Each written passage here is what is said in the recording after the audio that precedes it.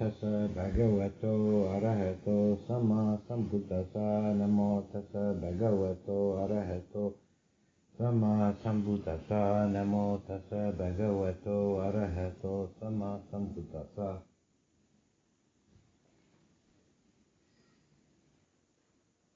Okay, I thought this afternoon I talk about something kind of cheerful, so talk about Dukkha. Oh, get the microphone on here. Okay, so this afternoon I thought I'd talk about Dukkha.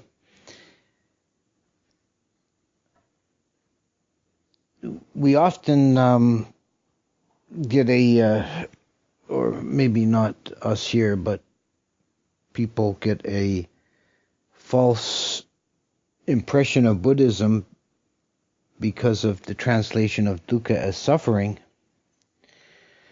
Heard the complaint that Buddhists are gloomy. They focus on suffering all the time, and that's really rather unfair because we're relying on the word suffering to translate dukkha. So I'll begin there with the actual meaning of the word dukkha.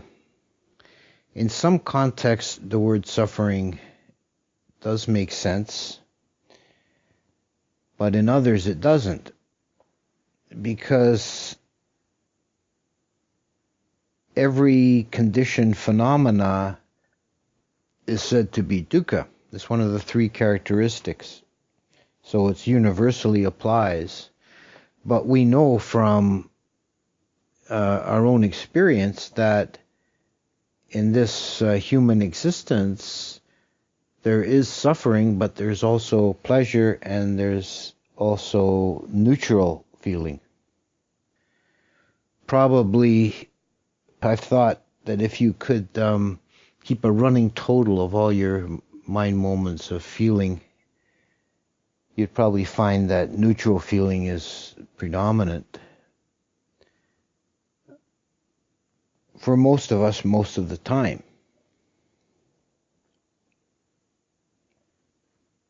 The word dukkha etymologically can be broken down to meaning difficult or hard to bear, hard to endure. And in the Visuddhimagga there are a number of, one of the literary tropes of the Visuddhimagga and the commentaries is to invent fanciful kind of etymologies, and there's several of them for dukkha. One that resonates with me is meaning misshapen or off-centered, using the analogy of a wheel. If you've got a wheel, like a chariot wheel or a wagon wheel, that there's a hole in the middle for the axle to go through, if that hole is not true, it's not perfectly round, then the wheel is going to bump and jar and be a rough ride. And it's the idea of imperfection. And I think that's the key to understanding dukkha, is the imperfection of things, inherent incompleteness of things, the provisional nature of things. At the deepest level, we could say that all of conditioned existence, all of manifest reality is a kind of imperfection, is a kind of a flaw. That manifestation itself is a kind of brokenness. In the terms of the Buddhist understanding of reality, we have the conditioned and the unconditioned. The unconditioned is nibbana, is the goal of the path, and it's perfection. It's unmanifest, it's unconditioned, it's unmade, it's unborn. But anything that's born, made, conditioned, formed, is inherently incomplete by its nature, by the nature of manifesting, of coming into existence. It's already a kind of a shard. And whatever comes into existence passes out of existence. This is impermanence. It's another one of the characteristics, and it's all of these characteristics are closely related to each other. So the idea of things being imperfect or incomplete, provisional, broken, is dukkha. It's the inherent nature of dukkha. I think there's a close analog to this in the understanding of the modern understanding of physical reality as a probability field. That reality is unmanifest. It's just a field of probabilities until consciousness impinges upon it. This is the observer effect, and then the probability field wave function collapses, and whereas before you had an infinitude of possibilities, a universal potential, now you only have one branch of this infinite field of possibility. So it's kind of the infinitude of unmanifest potential has been broken, and there's just one fragment manifests. This quality of dukkha, to returning to the Buddhist terminology, this quality of dukkha is inherent in all conditioned objects, all sankharas. It's also related to this idea of being conditioned. We use that term a lot. Sankhara is a conditioned object. Sankhata is to be conditioned. That means that nothing is self-existent. Everything is a product of cause and effect, an interrelationship of other things.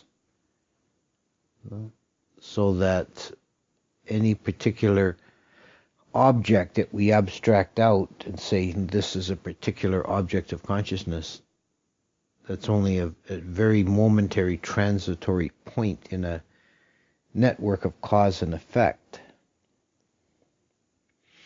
It's something coming into being because of conglomeration of past and present causes. And in its passing away, it becomes itself a cause for further sankharas.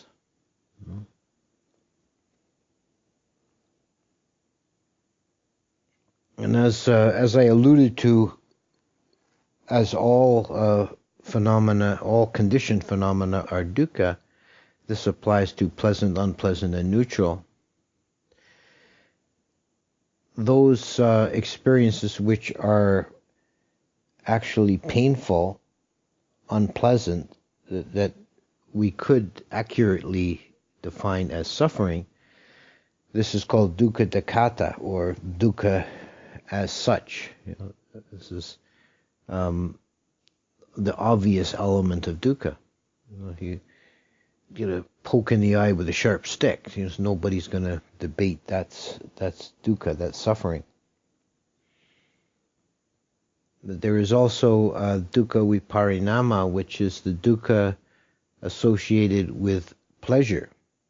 And the element of dukkha here is because of the changeableness and incompleteness of any pleasurable sensation.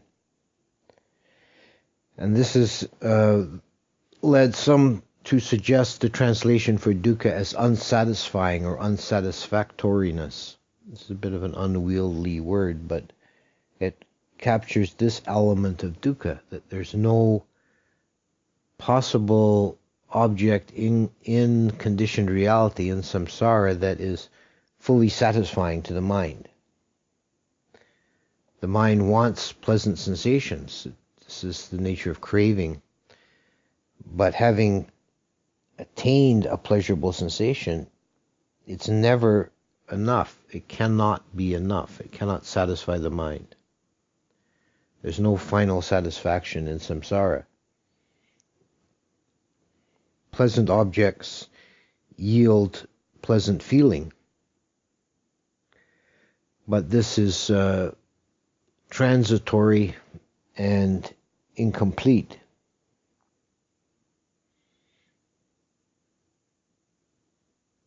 There is nothing that the mind can touch with the senses or with the mind that will fully satisfy the sense of craving. One always wants more, or wants better, or wants something different just for novelty's sake. One Tibetan text has it that if there were a fully satisfying object anywhere in samsara, if there was just one fully satisfying object, then the universe as we know it would have ceased to exist ages ago, because all consciousness would eventually settle on that object and cease to move. It would have no impetus to move ever again.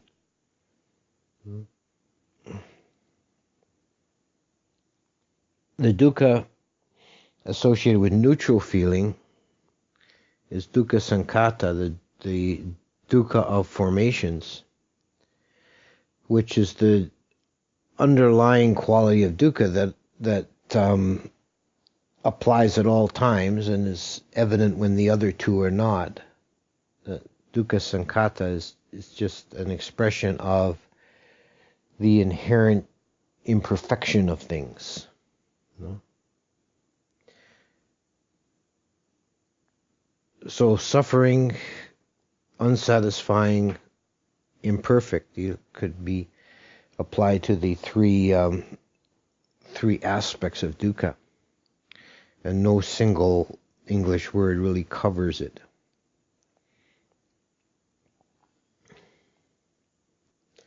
Dukkha is also the framework around which the Four Noble Truths is built.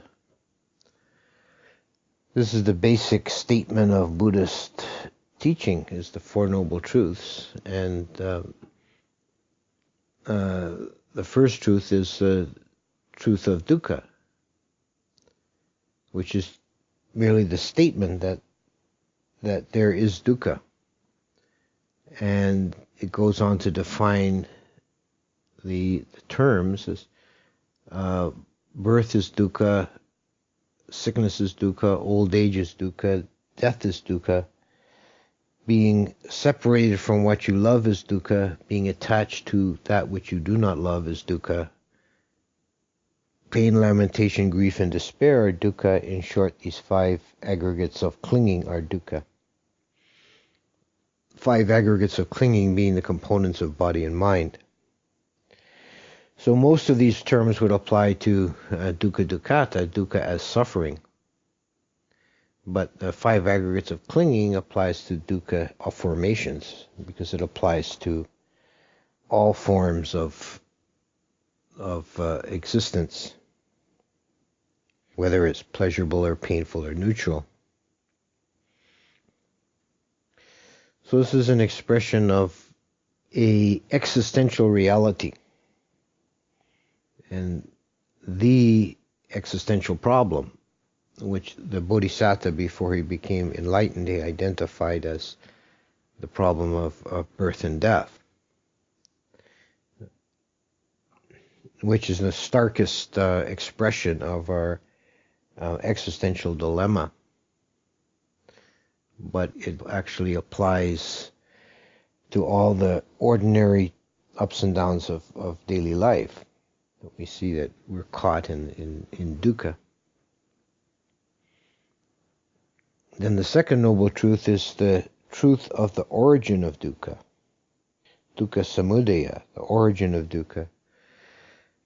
And this is identified as craving or tanha. It's because the mind wants to find satisfaction. because it wants to find completeness in each moment. It's taking an object. But because of the inherently imperfect, unsatisfying, incomplete nature of the objects, this is a fool's errand. The mind can never find that satisfaction. So this has been compared to using the words from an old country and western song, playing solitaire till dawn with a deck of 51. This is a unwinnable game.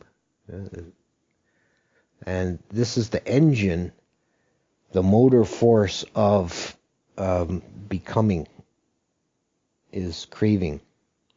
Existence or manifestation happens because of craving. So this is the motive energy of the universe.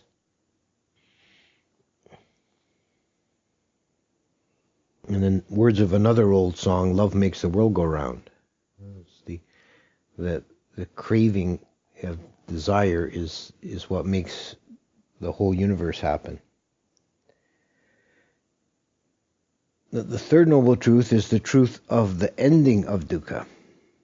The word dukkha is in the title of all the four truths. This is the dukkha nirodha, satya dukkha nirodha, the truth of the ending or cessation of dukkha, which is nibbana, the unconditioned. This is when craving ceases, then the nibbana happens, because the mind is not leaping out to the next object. This process of becoming and manifestation ceases, and the conditioned gives way to the unconditioned. And the fourth noble truth is the truth of the path leading to the cessation of dukkha, which is the practical formula of the 8 aspects: right view, right thought, right speech, right action, right livelihood, right energy, right samadhi, and right mindfulness. These are the 8 factors of the path. So the practical way of living laid down by the Buddha to realize the ending of dukkha. So being that the first noble truth is the truth of dukkha, dukkha is also defined as a ultimate reality, a Punnadhammo. Now, we have in the Buddhist philosophy, we have at least 2 levels of reality that are recognized: the Paramatma as the ultimate reality, and Paryatadhamma, or constructed reality, or conventional reality. The ordinary way we think and deal with the world, we're mostly dealing with conventional reality. Even something like a person is a conventional reality. There is ultimate reality of momentary cause and effect, and we abstract out of that entities that we call, an object like a person or a tree or a rock. These are abstracted out of the network of cause and effect. But there is a class of reals that are considered ultimate reality, and dukkha is classed as ultimate reality. So the dukkha is actually one of the universal characteristics of conditioned phenomena.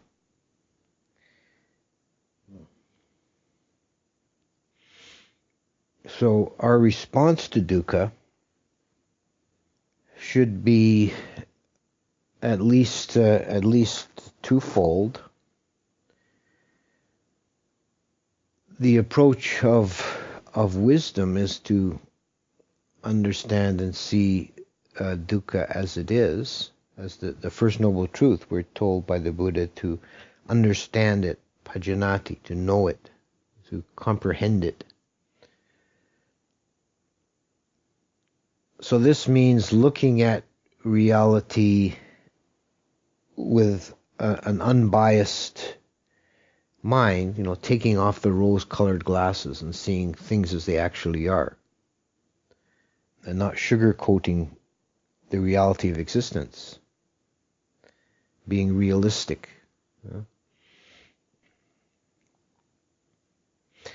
The other approach, we need to cultivate a sense of compassion. And this is very important as a balancing to wisdom. That dukkha is real, so suffering is real, and beings in the world experience suffering, and this should arouse compassion, which is the impetus or the intention to release beings from their suffering.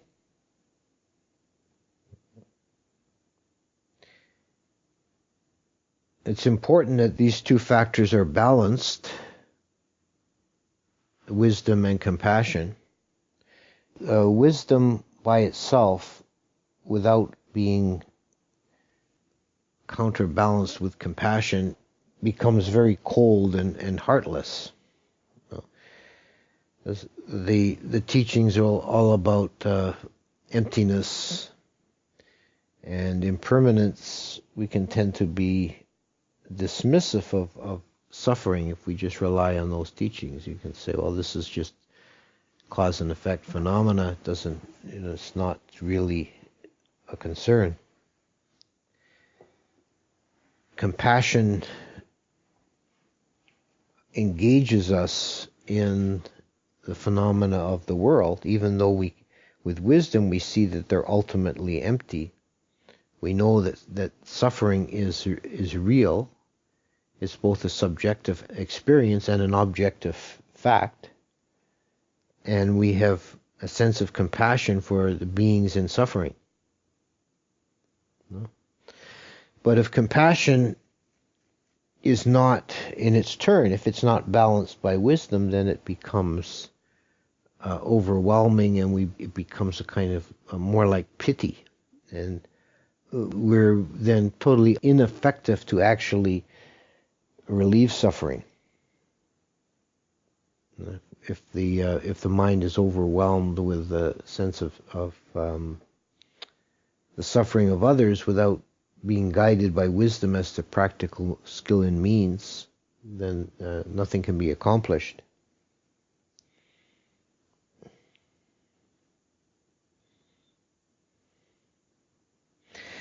A good touchstone test to see whether a state of mind is genuinely compassion, which is karuna in Pali.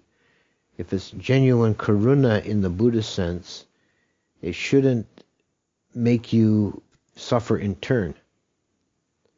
It's not vicarious suffering. If you're overwhelmed with sadness, then that's not true karuna in the Buddhist sense.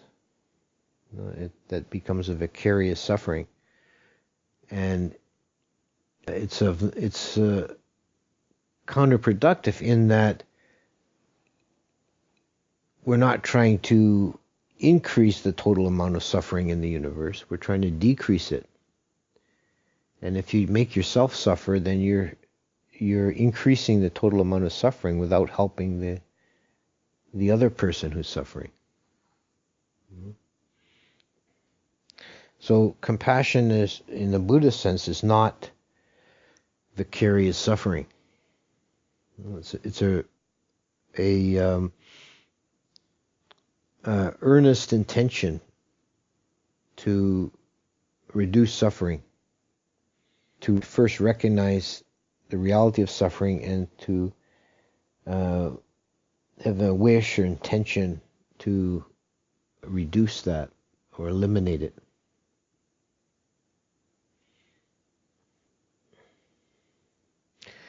The Buddha said that all he taught was dukkha and the ending of dukkha.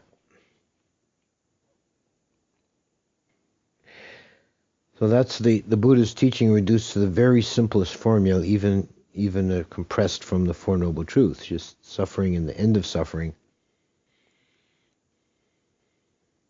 So everything in the practice is about reducing suffering and moving towards nirodha, the cessation of suffering.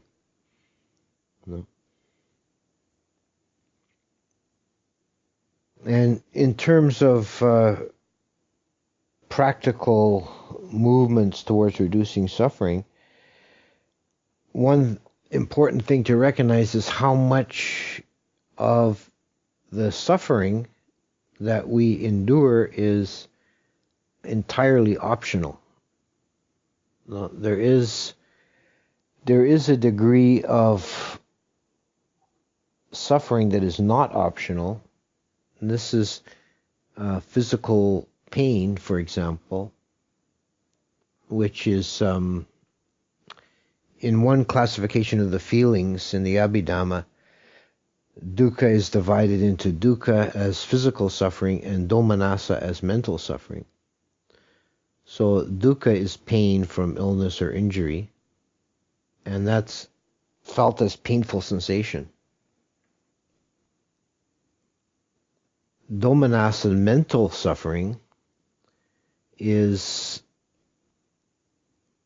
any feeling of grief or sadness that arises in the mind from any cause. This is mental dukkha or mental suffering.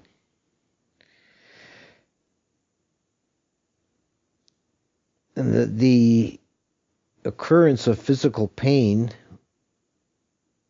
is a given at the moment it occurs, but then the reaction of the mind on top of that is a whole nother level of suffering that is not required. It's an optional level of suffering that we take on only out of unskillfulness. So you step on something sharp and you hurt your foot. And then you're walking around, there'll be physical pain in the pressure of the foot on the floor, but then there's a level of mental pain that arises that's the sort of whinging mind. Oh, poor me, why do I always hurt my foot? This hurts. Oh, I wish it didn't hurt. And this adds a whole level of suffering on top that's not required. No? So it helps. One simple change of attitude to help with this sort of thing is to regard it such a painful sensation just as a painful sensation. So this is a painful sensation, not my foot hurts. No, there is pain. There is a sensation of pain. Just recognize that, and don't go into the further proliferation about my pain. Don't take ownership of it. No?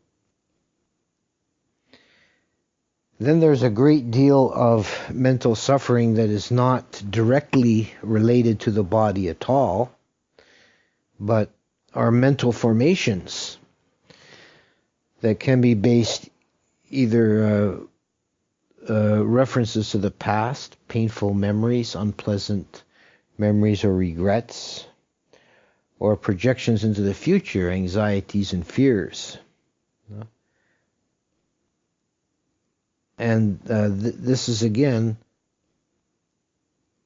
a result of unskillfulness in the mind, that we fall into that, and that we suffer, and we do suffer, and people can even suffer very greatly from purely mental formations and have mental disorders, depressions, and even be driven to suicide by entirely from mental formations. And this is very odd if you think of it up analytically from the outside, as a mental formation is not anything substantial. It's not anything that has any weight or substance. It's completely empty.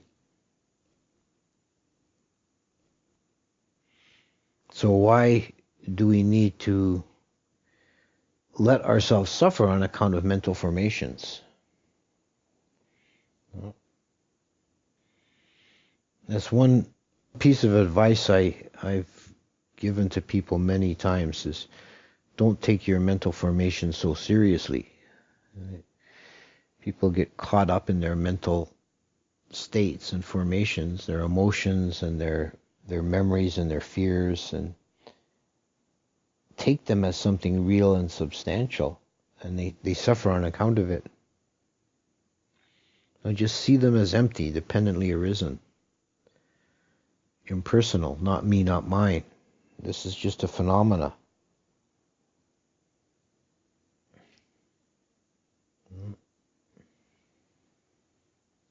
It's also largely true that painful mental formations are either past or future oriented. In the present moment, there's just this. And there's no room or ground for suffering if we're entirely in the present moment. This also relates to physical pain, in that if there's a physical pain, no matter how intense it can be borne for one moment. But what makes intense physical pain often seem overwhelming is a projection of the mind into the future.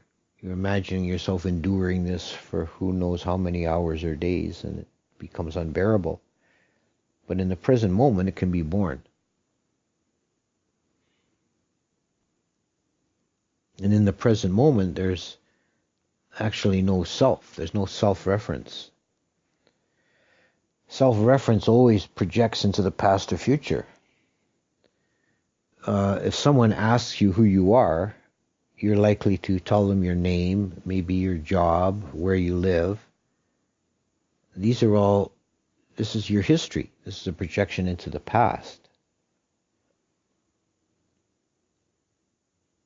And if you get caught up in plans and schemes and or fears and anxieties, this is future reference. You're creating a self into the future. But in the present moment, there's no room for any of that. There's just this.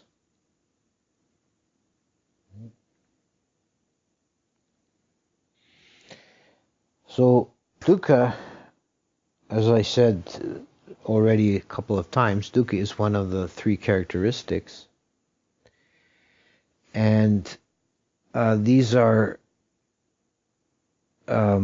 marks, lakkhana, the word in Pali is lakkhana, which really means more like a mark. But we call them the three characteristics of all conditioned phenomena. Any object which arises in our mind stream is dukkha, anicca, which is impermanent, and anatta, which is void or without self-reference.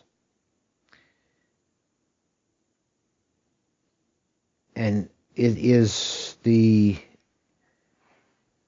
fruit of methodical examination of reality.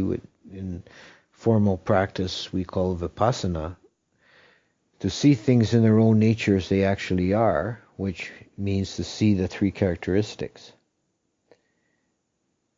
And any one of the three characteristics which is penetrated in depth and fully understood becomes transformed into a gateway of liberation.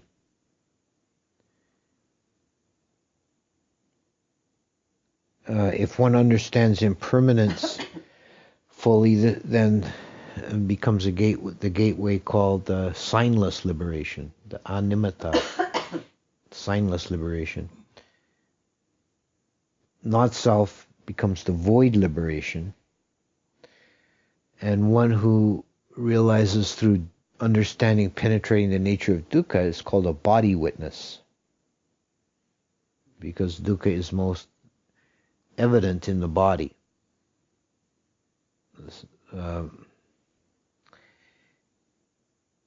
And each of these three characteristics also has a way that it hides itself, the way it disguises itself so it's not evident to the untrained mind. Impermanence is hidden by the illusion of continuity. This is because the universe is orderly and operates by cause and effect. So even though each moment is discrete, they're not random, so that one moment following another closely in train will resemble the previous moment.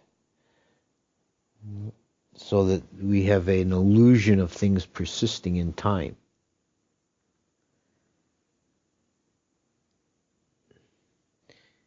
The characteristic of emptiness or not self is masked by the illusion of compactness, which means we tend to see things, perceive and understand things as compact units. This is what we referenced earlier as conventional level reality. We abstract out of the total field of reality. We abstract out compact units that we see as real things in that sense. So a person, a table, a chair, a tree, whatever. We define that as a compact unit. And we don't see the compound nature and the conditioned nature of things. The dukkha is masked by change of postures. Now this is interesting in a number of ways. One, it's a departure from the other two, and the other two are kind of philosophical. They're sort of mental concepts that need a little explanation to make sense, to compactness or continuity. But the way dukkha hides itself is very down to earth, very gritty. It's just change of postures. We don't see dukkha because we fidget. We avoid it. There's something I read once about a well-known Burmese meditation teacher, a laywoman, who one of her techniques when students would come to see her, she would have them sit in a comfy chair, and she would say, "You like that chair? Is it comfortable?" "Oh yes, it's quite comfortable." "Okay, make yourself completely comfortable. Take your time, no rush. Okay. Are you comfortable?" Yes. Completely comfortable? Yes. Okay. Now don't move a muscle. Then she'd start talking, and it would only take 3 to 5 minutes, and the person would recross their leg or shift their weight to the other elbow or something. And you say, "What did you move?" "Well, I wasn't comfortable anymore." "Well, how could you not be? You said you were." It's a nature of the human body to always have a degree of dukkha. It's the nature of having a body. And this is experienced by beginning meditators. It's almost universal that when people first start to meditate, the first time they try and sit still for an hour, they experience excruciating pains in their legs or their back or whatever, and it's very hard to sit still. They fidget a lot, and they're always fussing to try and get comfortable. And this is really one of the first hurdles that people have to cross in meditation. And there's things you can do, working on your posture and so on, to reduce the amount of suffering. But when you finally get past that stage, it's not because the suffering ceases, but it's because you no longer make an issue of it. You get to the point, you cross a threshold where you recognize, oh yeah, this is the human body. It's always going to be some degree of pain. It's just, that's what bodies do, and you don't fuss about it.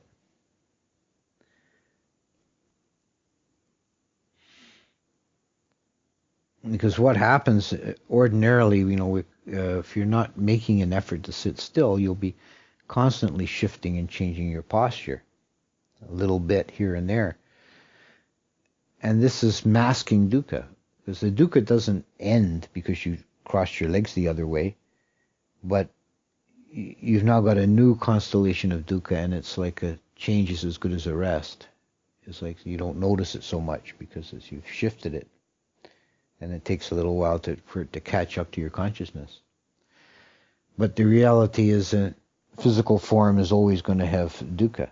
There is no escape from it within the conditioned framework. And also to say dukkha is masked by change of postures, that also applies to the mental level, that besides fidgeting physically, we can fidget mentally. We can avoid having a still, peaceful mind by constantly giving way to restlessness and proliferations.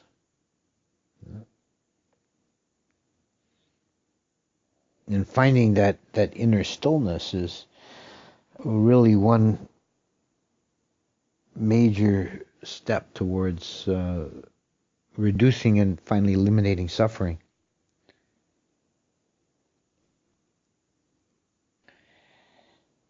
It's the meaning of samadhi, is a stillness or stability or non-wavering.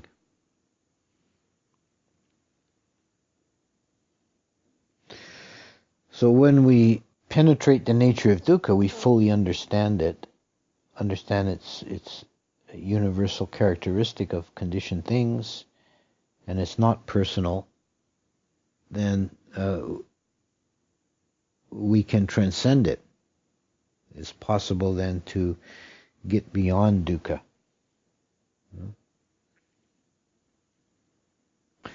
Because the characteristics of dukkha and anicca, suffering and impermanence, they apply to all conditioned things, all sankharas. But they don't apply to nibbana. The quality of emptiness, voidness, and not self, that applies to both samsara and nibbana. It applies to all dhammas.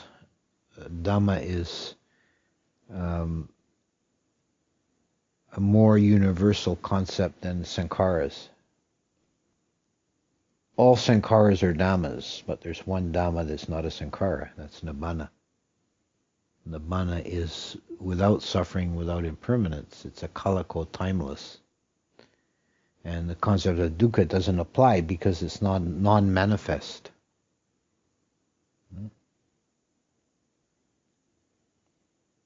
So that's enough. Hantamayam Dhammakataya Sadhu Karam Dharamase Sadhu Sadhu Sadhu Anumodami.